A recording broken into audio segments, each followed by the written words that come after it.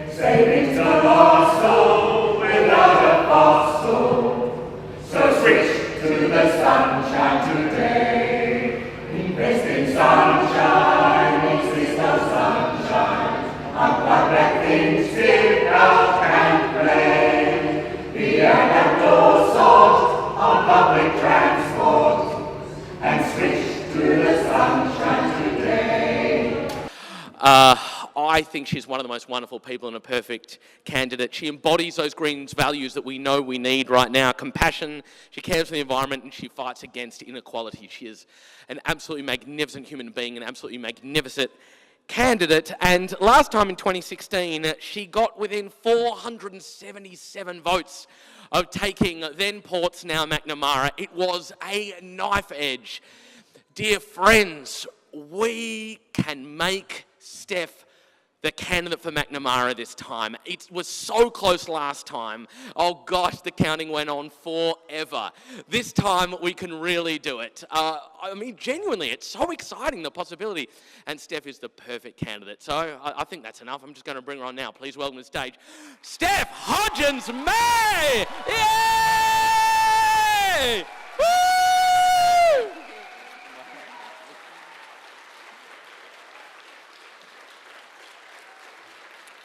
I'd finished my speech this morning and I realised that it was lacking something, and that was talking about two people who are noticeably absent from this room today.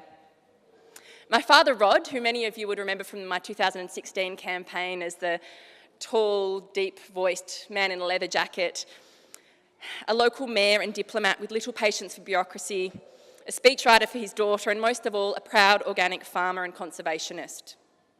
Some of my earliest memories are of planting trees with my dad, and later of attending Water Catchment Authority meetings with him.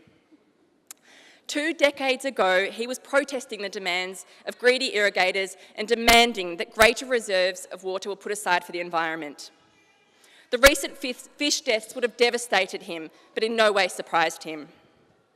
Then my mother, Vivian, a proud media and theatre studies teacher in the public system for most of her short life, who was staying on the coastline of Samoa when a magnitude 8 tsunami hit the Pacific Ocean, triggering a tsunami that claimed her and the lives of about 150 other people.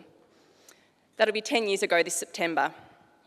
She taught me the value of education, about compassion, and about why we must invest in young people. Our upbringing was mostly humble, but my sister and I got to experience the world from a young age, staying in dormitories across Vietnam, Africa, and Europe. On these travels, we saw firsthand life's lottery. Those who lucked in and were born into lives of safety and security, and those who weren't.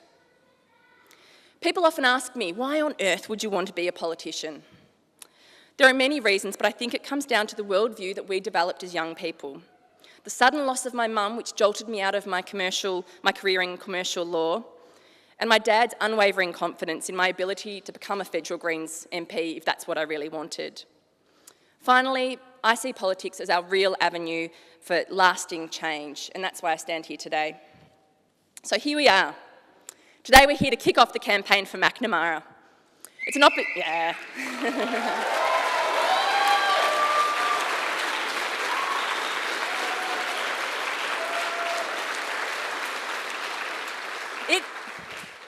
It is an opportunity to set out our agenda, our ideas, and our beliefs for the federal election. Macnamara is named in honour of one of Australia's most inspiring women, Dame Annie Jean Macnamara. Jean Macnamara, as she was known, was a renowned medical scientist. Jean Macnamara said she was duty-bound to be of some use in this world, and so she enrolled at the University of Melbourne, aged just 17. She graduated in 1922 and became a resident medical officer at the Royal Melbourne Hospital. Jean devoted her life to the research and treatment of the polio virus and was a ferocious advocate. Macnamara, as other speakers have touched on, is a unique three-way contest between the Greens, the Labor Party and the Liberal Party, with just a margin of just 0.3%. In 2019, our fabulous team achieved a swing of 4.9% and came within 477 votes of winning, not that I'm counting. Let me put this in historical context. Melbourne Ports, as it was then, has always been a Labor seat. The Labor Party won Melbourne Ports for 43 elections in a row. They've held it for over a century. But the times are changing and the Labor Party is no longer the party it used to be.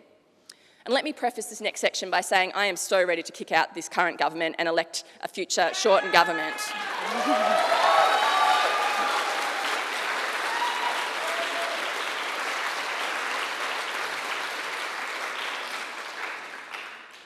That said, I share disappointment of a lot of people who are saying that the Labor Party isn't what it used to be. It's turned its back on refugees and people seeking asylum and vowed that no person fleeing war or persecution by boat would ever set foot in Australia.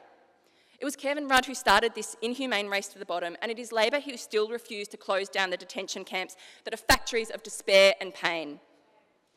It is Labor who voted against increasing New Start. And it's Labor who will not speak out against Adani and coal mining and the fossil fuel industry. So many of my Greens friends who once voted Labor say to me, my politics haven't changed, it's Labor that have moved to the right. And as for the Liberal Party, well, what can I say? When Tony Abbott became Prime Minister, I thought, surely this is the worst this country can get. Then Turnbull proved to be the ultimate empty vessel. A hugely disappointing, stand-for-nothing, shallow leader who allowed the Liberals to move us even more to the extremes. And now we have Morrison, a mini-me Trump, an unelected leader whose goals are to build coal-fired power stations and to divide this country through fear and prejudice. Tony Abbott recently said that the battle lines are drawn for this election and we must take sides. Well, let me tell my opponents that we have a couple of not-so-secret tools in this campaign. They are called people and they are called fact-based policies. These are the tools we will use. This election will be incredibly close. It will likely come down to the votes in just a few booths. We know that the only way you beat a well-funded machine is with a movement. When we organise, we win. This is why I'm asking all of you here today to help me and the Greens take this seat so we can continue to lead the change that this country needs. We will win this election booth by booth, street by street, door by door. That is the power of the Australian Greens. We are a party of people, and each and every one of you has the power to change this country for the better.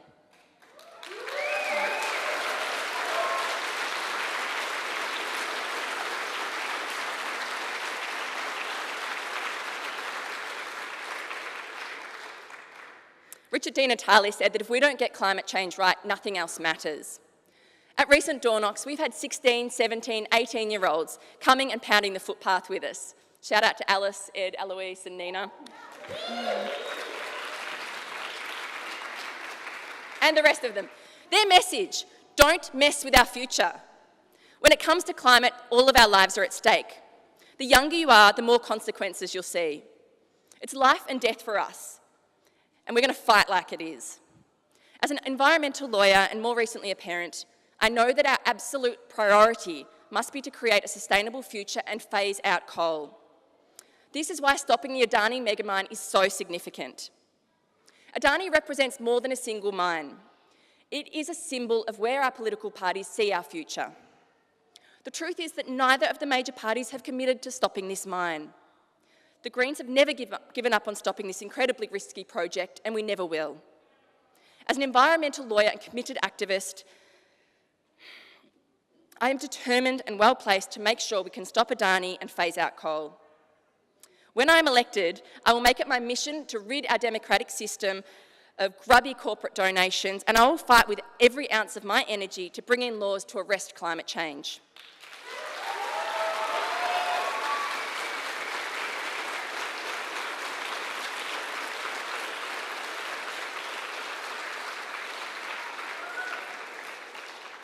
And when the government and opposition talk about our policies being anti-jobs, I will show them how investment in green energy will create the jobs of the future. Yeah, thank you. Stopping Adani is more than just one action. It is symbolic of the wider movement to protect our country from being dug up and destroyed. Of course, it's not just the environment that separates the Greens from the major parties. I'm so proud to be a member of a party that sees human rights as fundamental to who we are. Sadly, we have all seen the consequences of abandoning human rights, equality and equity. We see the suicides, trauma and ruined lives of refugees and asylum seekers. We see growing numbers of people sleeping rough, including an alarming number of older women. We see the unprecedented incarceration of Indigenous peoples.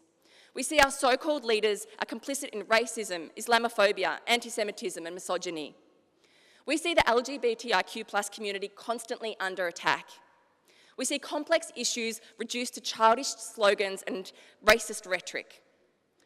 What separates the Greens is our belief that human rights come first. Yeah.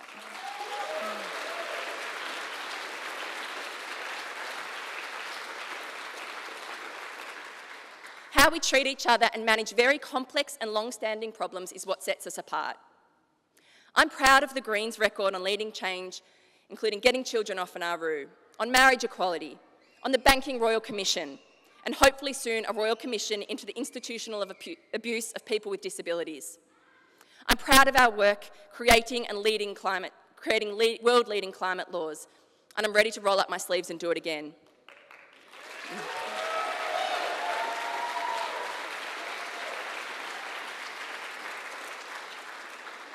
In less than 90 days, we will change this government. In less than 90 days, with the help of every single one of you in this room, we can make sure the next government is the best it can be. A government with a vibrant and hard-working crossbench to keep it on track.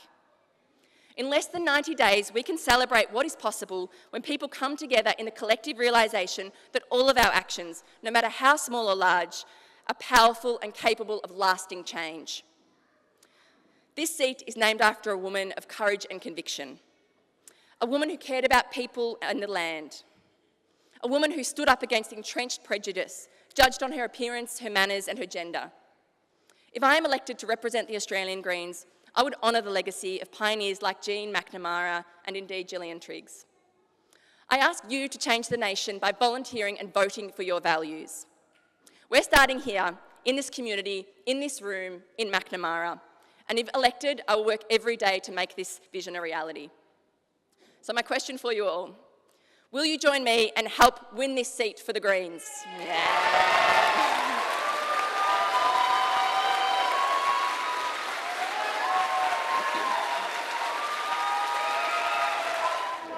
Wave, hands like this, 1, 2, 3.